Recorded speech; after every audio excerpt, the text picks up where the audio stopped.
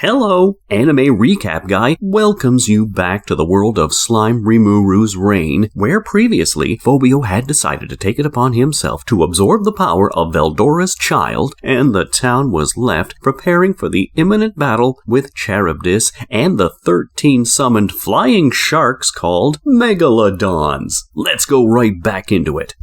Rimuru's forces that will meet Charybdis and the Megalodons in battle consist of Benimaru and his group, Gobta with his goblin riders, Geld with the high orcs, Gabiru and his troops, and 100 Pegasus knights led by Dwarf, sent as help by King Gazel. While Benimaru's hell flare burns a Megalodon to a crisp, it isn't enough to completely destroy it. This is because of the special skill of magic jamming possessed by Charybdis. To get the Megalodons away from the 300-meter effective radius of the magic jamming, Rimuru orders his troops to isolate the Megalodons by scattering them so as to better overcome them. As per these orders, Geld and his forces stop a Megalodon in its tracks, and Gabiru lends a hand in finishing the task. The Pegasus Knights and Gobta's riders also do their part in taking the Megalodons down. Meanwhile, Sui and his team manipulate the Megalodons, resulting in them attacking each other. And Shion and Ranga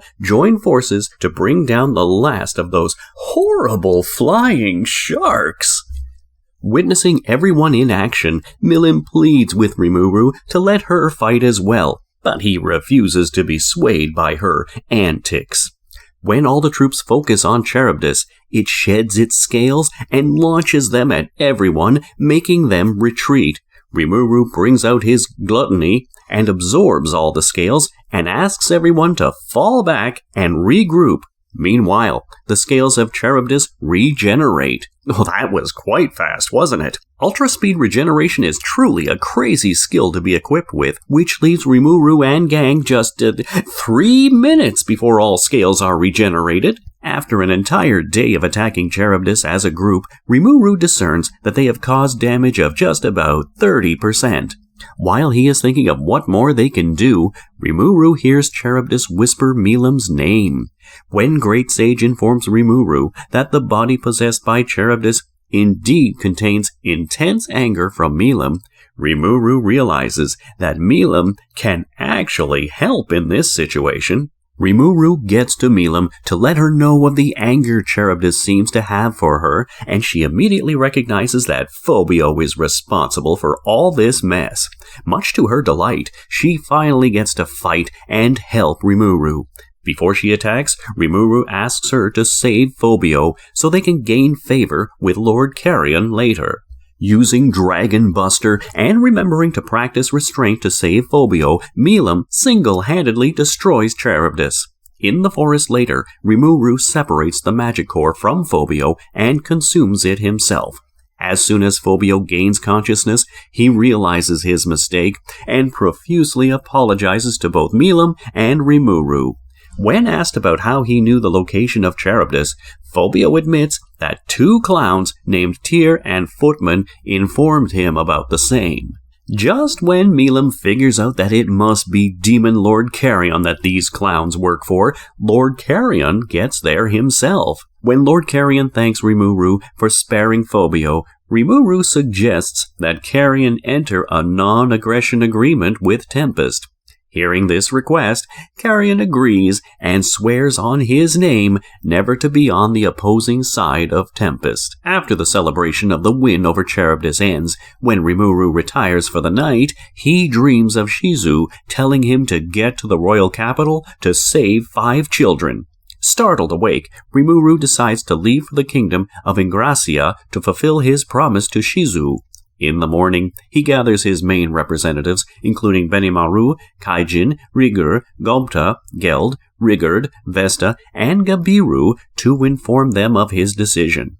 Assuring them that he will be fine with Ranga by his side, Rimuru takes his leave to visit a nation of humans for the first time since his reincarnation as a slime. Time indeed does fly. We still remember the Satoru Mikami that Rimuru used to be, don't we? Anyway, Arriving at the royal capital, Rimuru asks Ranga to hide in his shadow so as to not scare the city folks. Rimuru then goes ahead to the Free Union headquarters to meet one of Shizu's students, who is now head of the Freedom Academy, Yuki Kagurzaka. Seeing Rimuru, though, Yuki first instinctively attacks him, recognizing Shizu's mask. Rimuru manages to prove his innocence by filling in Yuki about all his favorite anime, manga, and games that he had to leave behind after suddenly being summoned into this world. When Yuki expresses his desire to be able to experience them in reality, Rimuru asks for a stack of papers and then, using his memory, reproduces it onto the paper he ingested using the Great Sage's ability. A delighted Yuki then provides more paper for even more volumes of manga, and soon there's a mini library of manga in Yuki's office. Once calmed down, Yuki finally asks Rimuru whether the purpose of his visit was to find a way back home. Rimuru replies by saying that he didn't even think it was possible to go back. Yuki then tells Rimuru of the legends of ogres and demons, because of which he believes that if certain conditions are met, travel between worlds would be possible. Rimuru says that he is just looking to live an easy and peaceful life in this world with the friends he has found. He then gets to the actual purpose of his visit and mentions the regrets Shizu left behind in the form of the children of the Freedom Academy. Yuki places his trust in his teacher Shizu and decides to assign them to Rimuru by making him a teacher at the academy. So now Rimuru will be teaching Shizu's students. Well, that's a lovely way of fulfilling a promise. While accompanying Rimuru to his first day of class, Yuki tells him of one of Shizu's students, Hinata Sakaguchi. He explains that she is one of the summoned children that Shizu was handling, but who eventually surpassed even Shizu in her powers and abilities. Yuki then goes on to tell Rimuru how instead of investing in armies to fend off monsters, nations should look to summon someone from another world and use them to fight for them instead.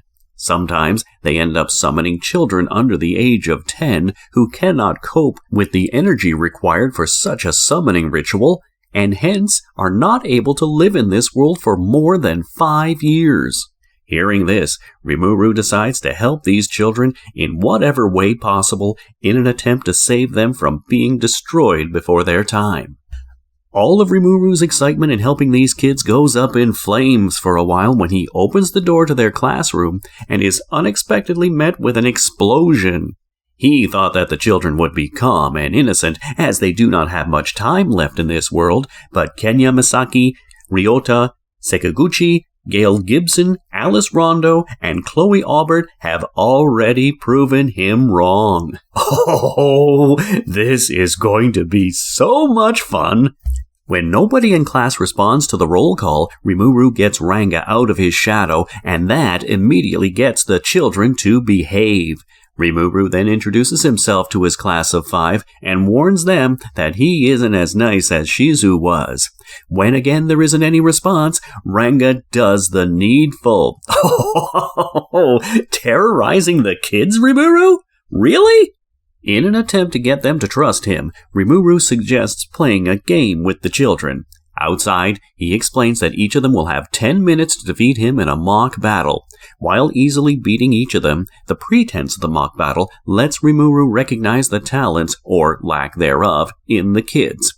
Kenya displays relatively weak fire magic and somewhat decent swordsmanship. Chloe has water magic, while Gale has magic bullets. Ryota can take the form of the Berserker and has a body enhancement skill. And finally, Alice displays her puppetry skills on her soft toys with golem magic. Rimuru concludes that this is the strongest skill set among the 5. After everyone's mock battle is done, Rimuru notices that they have hardly managed to reduce any energy. While he considers using Degenerate to strip them of their energy, Great Sage reminds Rimuru that their energy has been fused into their souls, and hence cannot be separated. Instead, Rimuru comes up with another way to gain the trust of his wards. He shows them their beloved teacher, Shizu's mask, and promises them that he will look for a way to save them. This works like magic, and all the kids instantly express their willingness to trust Rimuru.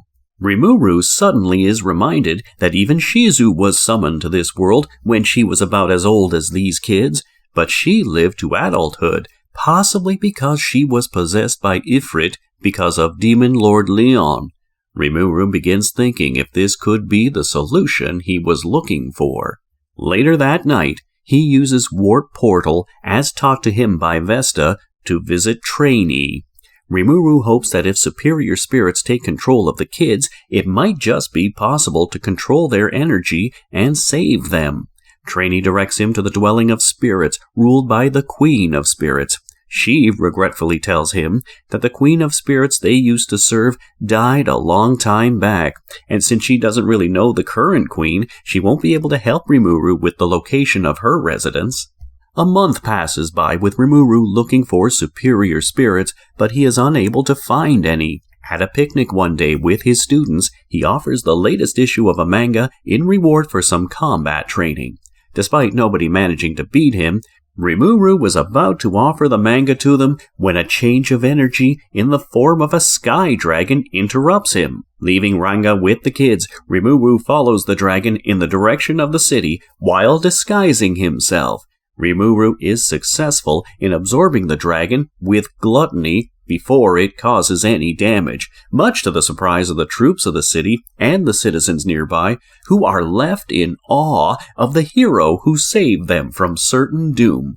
Later that day, Yuki informs Rimuru that a merchant named Mulemeyer has invited Rimuru over for dinner. Rimuru meets the merchant that night and takes the kids with him. He admits that despite the disguise, he recognizes that it was Rimuru that saved his life in the city earlier that day. Observing that he is worth trusting, Rimuru invites him over to Tempest to gain knowledge about how to do business better. Seeing the mutual benefit involved, Mulemeyer accepts the invitation and agrees to visit Tempest. A lady of the merchant household bids farewell to the kids by praying over them in the name of the Queen of Spirits. In exchange for gold, Rimuru is able to extract the location of the Queen and along with the kids and Ranga, heads over to the Ulg Nature Park in the Republic of Ulgrasia. Excited to know whether Rimuru manages to save these kids? Well, we shall find that out and more in the next video. I'll let you in on a tiny secret though. Liking this video will get the next one out faster. Go on, give it a try.